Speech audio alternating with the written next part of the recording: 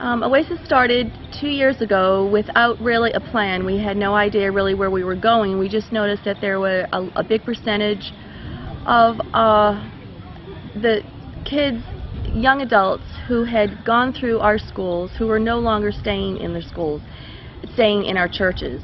They weren't sending their children to church schools, and they were just leaving our church.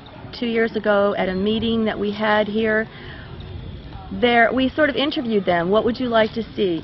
Why don't you like church? And all around, across the board, most of it was that it just wasn't relevant to their lives, and they felt like church hadn't changed in from the time they were children.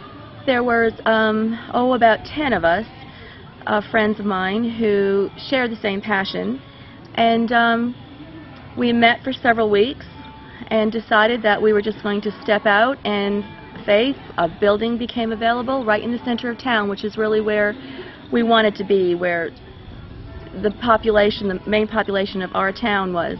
We do live in a Bible Belt area where most people have been connected with a church.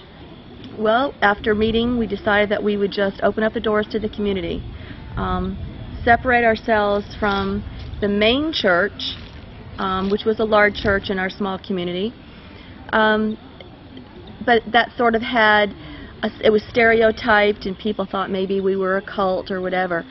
So we started this building in town, opened up the doors, prayed about it, had no idea who was going to come in the first night, and we had 100 chairs, and they were all filled.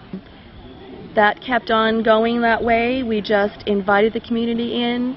We were very accepting. The program varied a little bit. Sometimes we would have speakers, short speakers. Sometimes we'd have some Bible study, interesting, innovative Bible questions. Sometimes we'd have a little video, and then sit around table discussing. Always have fellowship after. Always have food. And the bottom line is to be developing relationships with the people in the community, so they felt it was the place that they would like to come.